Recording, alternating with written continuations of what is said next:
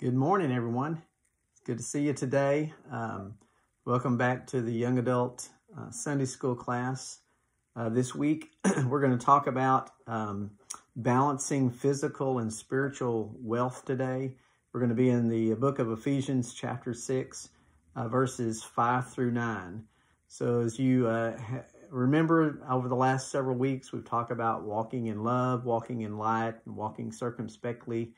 We talked about the family, we've talked about the church, and now we're going to just talk about how to balance all of that. And sometimes it is a balancing act for those that are in ministry, for those that are trying to serve the Lord in church, and also in the secular world where we're talking about your job and trying to balance your job and the demands of your secular job, and also your family, and just balancing all of that out so that nothing is forgotten, and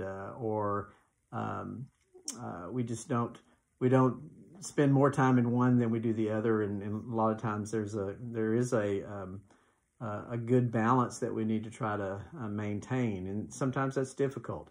But so our focus today is going to be on how believers can live in a secular world, but still have that balance between the physical and the spiritual wealth that we've been talking about for the last month or so.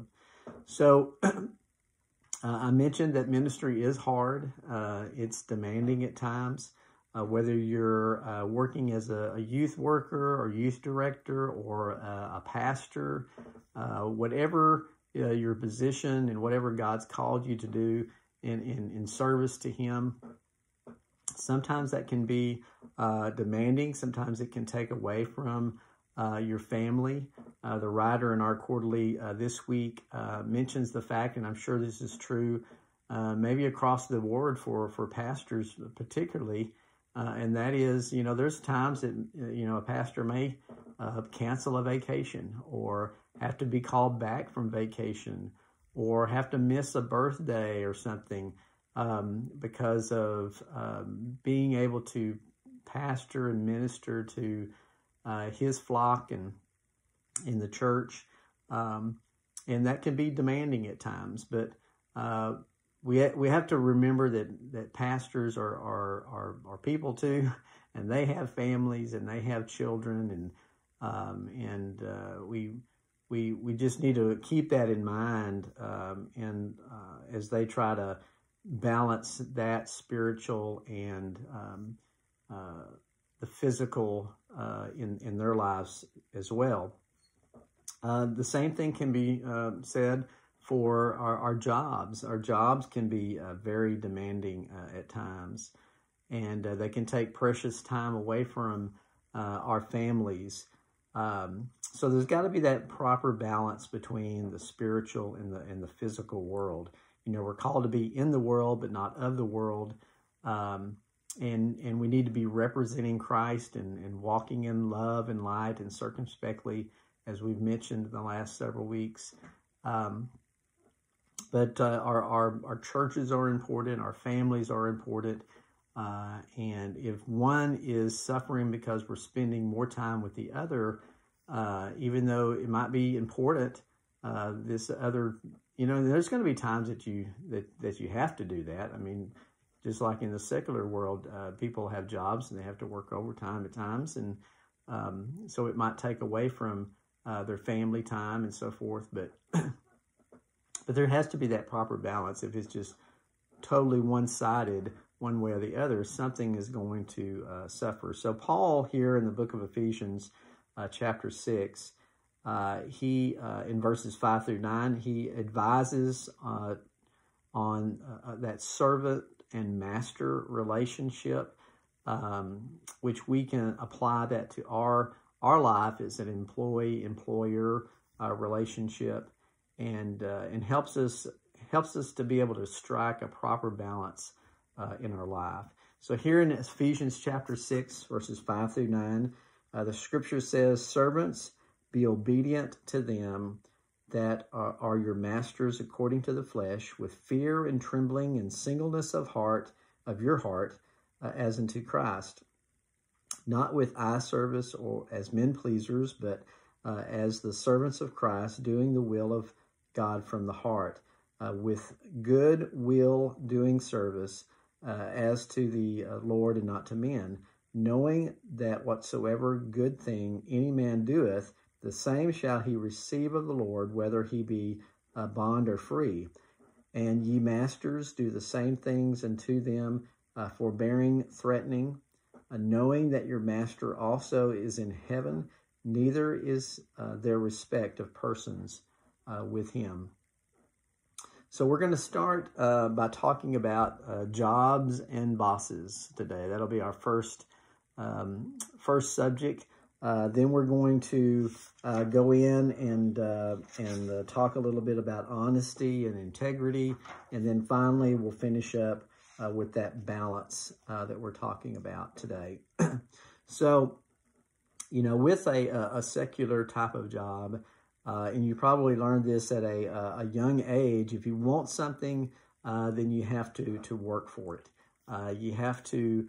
I was kind of raised. My father raised me. If you to work an honest day's wage for an honest work an honest day for an honest wage type thing. Just to give it 110%, to do everything that you can to do a good job, and if you do, then you're rewarded for that. And it's your responsibility to be able to basically give it all you've got. Not only are you is that good for whoever you're working for, but it's a good representation, I think, of not only your family and your family name, but also of Christ. And if you're a believer and you profess to be a believer and people know that, that makes an impression on folks, that you are working hard and putting forth the effort in order to do the job. So, when I was back in college, just one example came to mind where I needed to work to be able to acquire something. People do that for a vehicle, for whatever reason. And but as I was growing up, I'd work summers and Christmas breaks for my dad in the oil field, and that's what I did growing up. I remember when I was in college, there was one particular, I think it was a Christmas break, it might have been a summer break.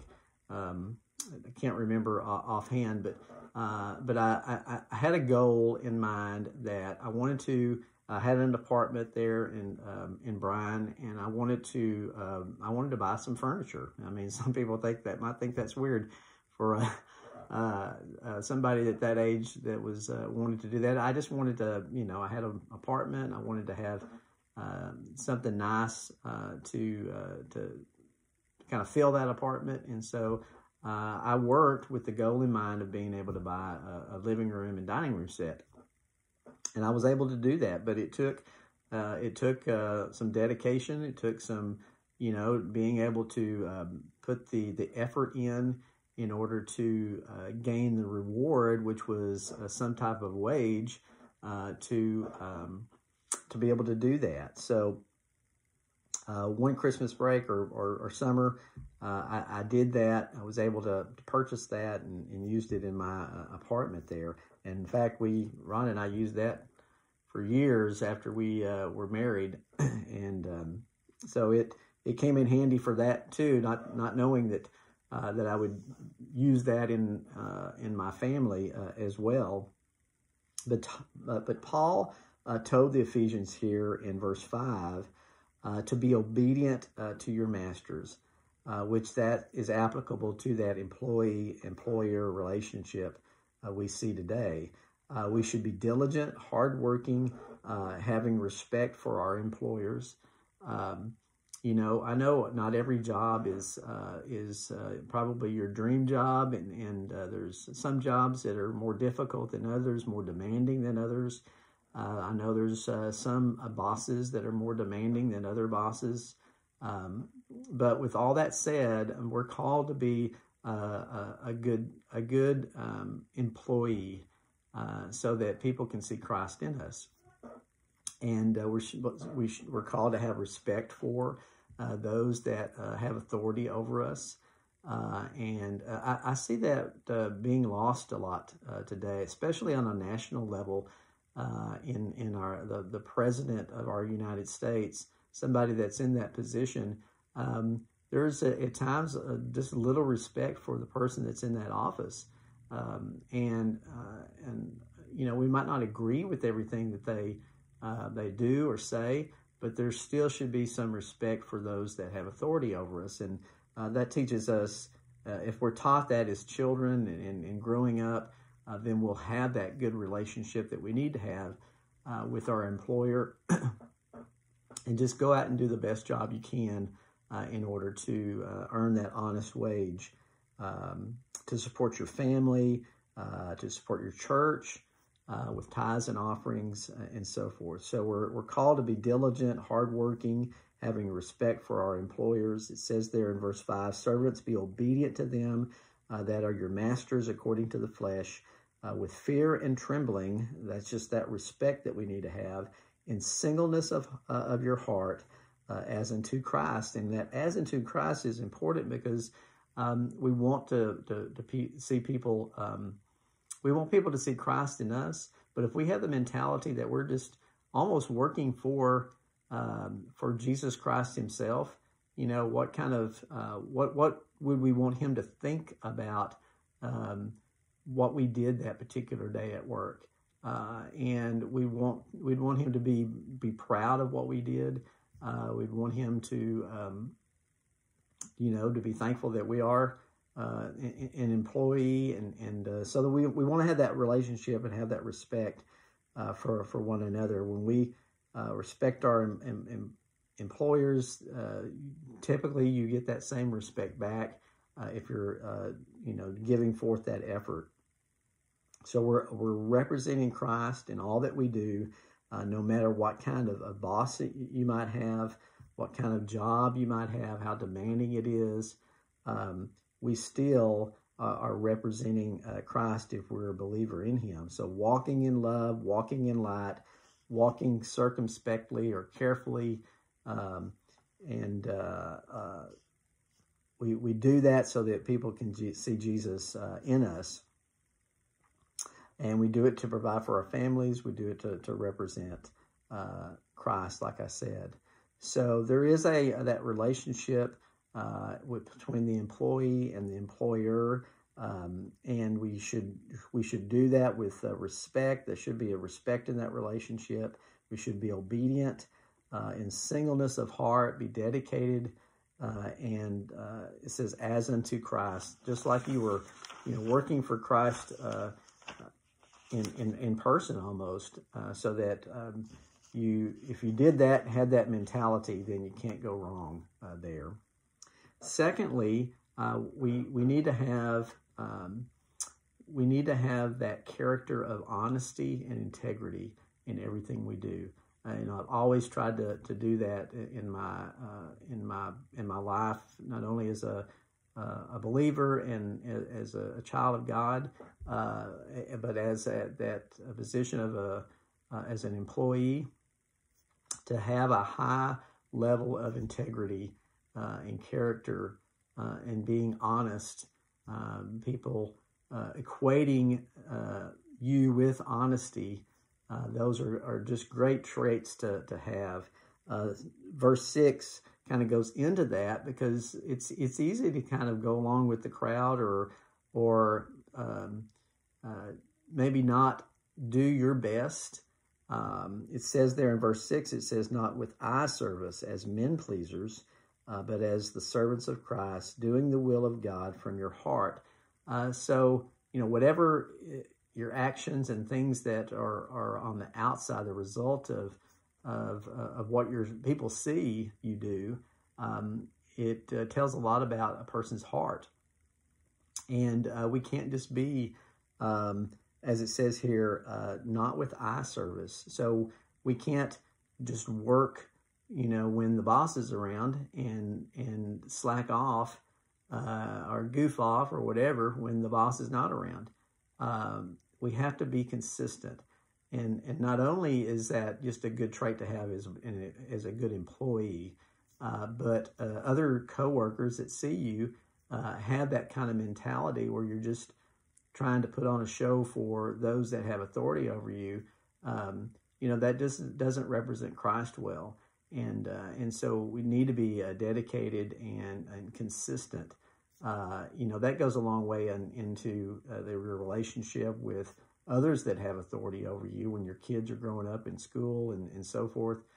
Even when you're grown and have a family, the thing that came to mind for me is, you see folks that act one way at church and then act totally different way when they go off into the secular world and in their jobs. That doesn't need to be the way that you conduct your life and that people see you. They need to see consistently that you're not doing it just to please others, that you're doing it to please God. And if we have that mentality, then we won't be doing it for eye service. We won't be men pleasers, but we'll be representatives of Jesus Christ. So putting in an honest day's work for an honest day's pay is always the right thing to do. We shouldn't feel bad or embarrassed when we get that paycheck, like we just, we didn't earn it, or our conscience wants to get the best of us, and because when you put in an honest day's work and you're rewarded for that, it might not be the reward that you're really feel like you deserve, but you can't really go off that either. You just have to do your part. God will bless us from then on. And sometimes it may not be financially. He blesses us in other ways too. We just have to goes back to just being content of what you've got and what the Lord has given you, and use those things that God has given you to be able to further His kingdom here on earth. So not only are we representing our family name, but in our reputation there, our character, but we're also representing Christ. It says there in Genesis, the writer talks about, back in Genesis chapter 3, it says, "Cursed is the ground for thy sake, and sorrow that shalt thou eat of it all the days of thy life. Thorns also and thistles." We've got plenty of thistles around here. "But thorns and thistles shall it bring forth to thee, and thou shalt eat the herb of the field, and the sweat of thy face shall thou eat bread." So, God made us, or God created men to work. Sin changed that to make it difficult to work, where there's going to be obstacles, thorns and thistles and things in our path that it'll make it difficult to be able to do some things. And that's because sin was introduced all the way back when Adam and Eve sinned in the garden. So, God created us to be able to work and to do the things that we needed to do, to put in that honest day's work for honest day's pay. That wages has always been a concept, because that all is even translated to what Jesus did on the cross.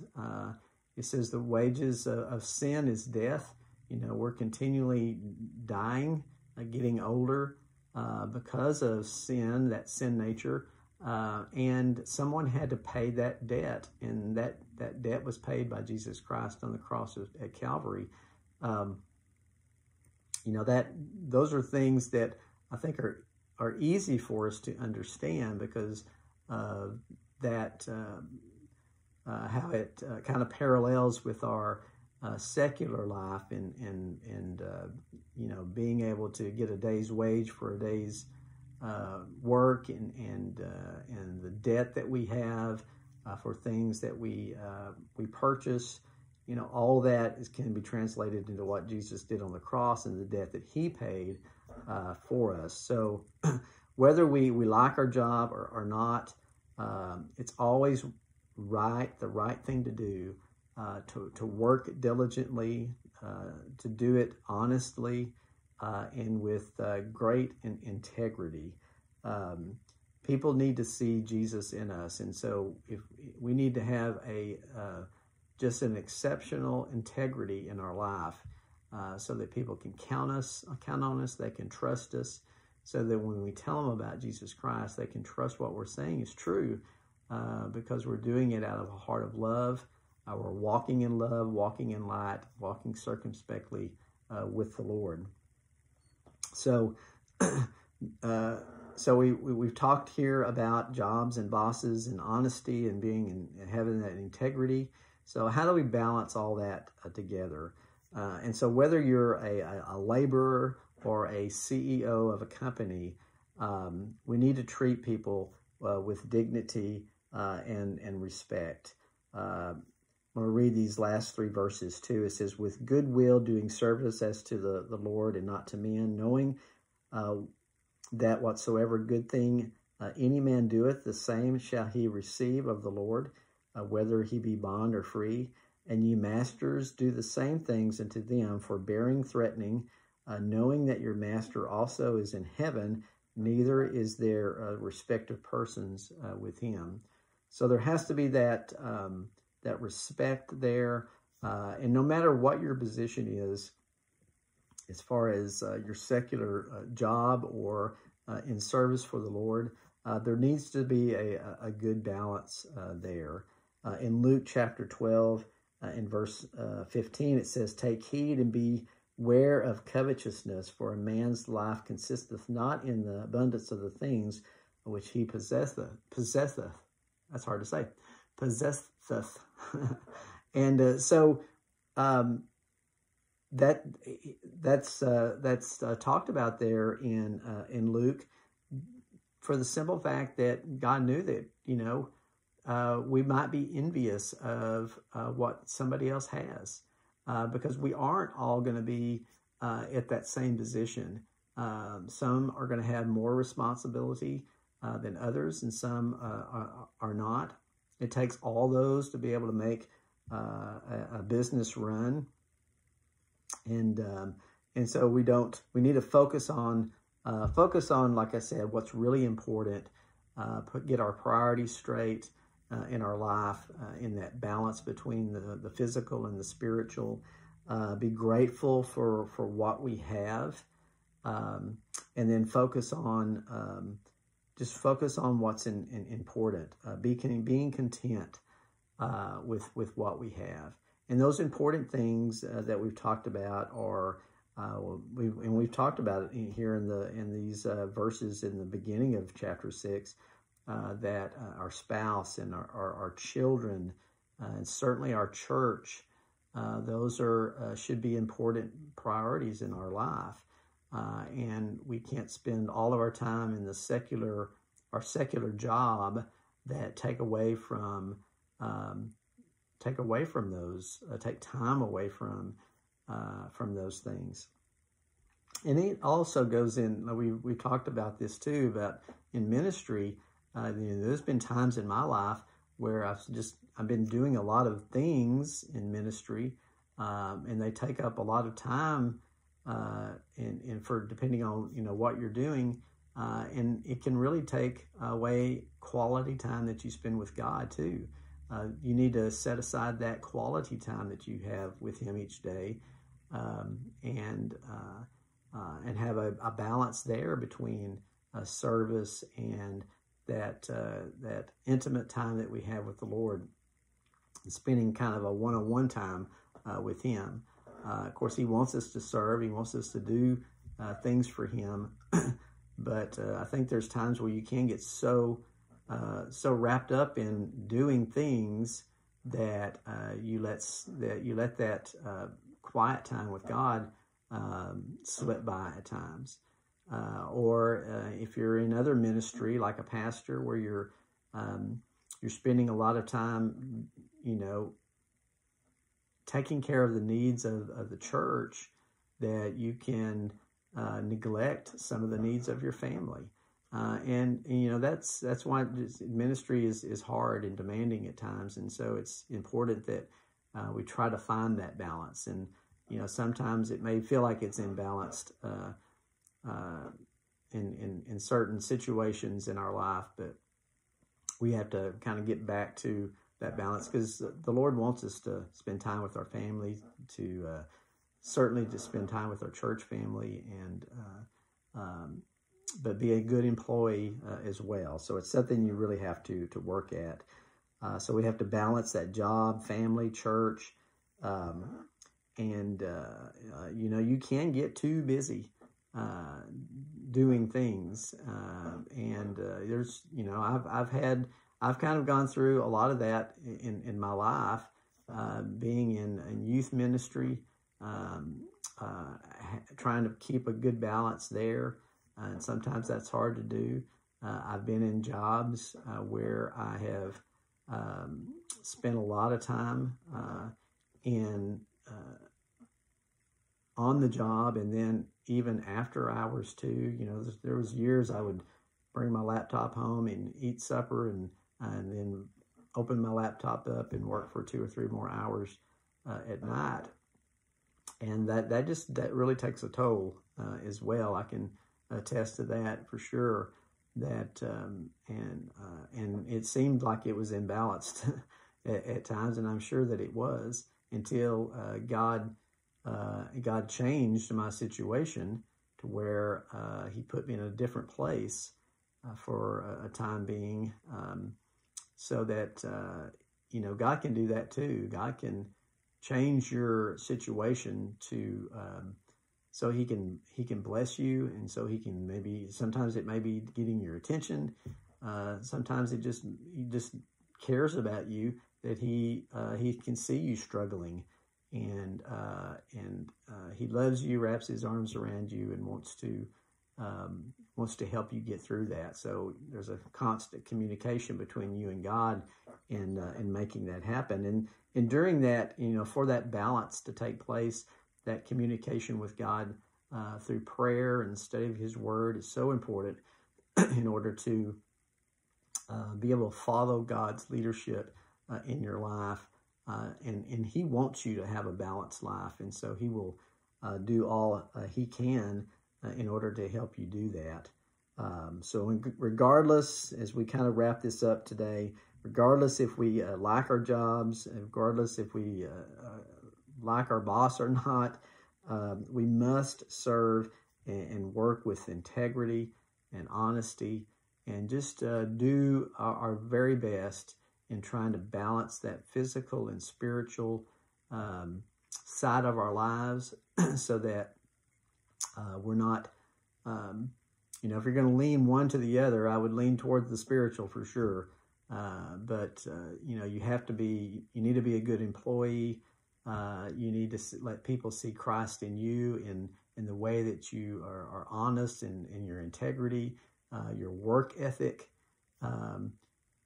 People need to see that in you and know that comes from your relationship with Jesus Christ. So I hope this has been helpful for you today, and you received a blessing from it. Hopefully it won't be too much longer before we'll be able to have Sunday school again, and we'll be able to come together in a class. And I know I'll enjoy that, because I miss the interaction that we have with one another, and your comments and so forth. And so I just want to let you know that I love you guys, and I'm praying for you. And we're going to go to the Lord in prayer to kind of end our lesson today, and then just pray for just another blessed week as we move towards just being able to get back to a normal that we that we don't take for granted in the future of being together as a church family and worshiping and going out and spreading the gospel. So let's go to the Lord in prayer. Dear Heavenly Father, I just thank you so much for all your many blessings, for how you've blessed each of our lives. I just pray your continued leadership and guidance as we try to balance our physical and our spiritual lives so that we have a good balance there, that people can see Christ in us in everything that we do, to live a life that's honest and has great integrity. Just pray that you just be with us as we strive to do that, strive to be a good employee and in everything that we do. I just ask you to continue to be with our church and our community and our nation as we go through this time. Be with Justin as he presents your word to us today, and just pray that you'd use that message in a great and mighty way to touch people's hearts. Just forgive me where I failed thee. I ask these things in Christ's name and for his sake. Amen. I hope you guys have a great day. I love you, and can't wait to be with you again in our Sunday school class. Hopefully, if you've been watching this and are not attending or haven't in the past, that it'll inspire you to want to meet with us as we get back to doing that. I will say one thing, just a kind of an announcement about our church camp. As far as we know, church camp is still on go for this summer, the second week in July.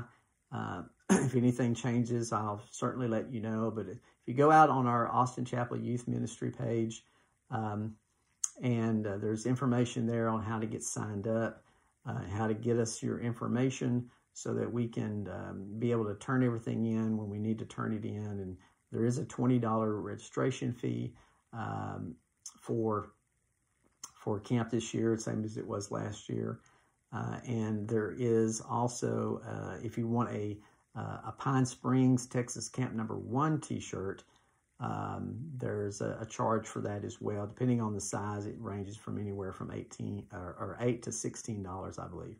So let us know if you want one of those shirts. We will provide t-shirts for ACYM so that we can wear those on Tuesday, Wednesday, and Thursday, and you can be able to identify our group there at the camp.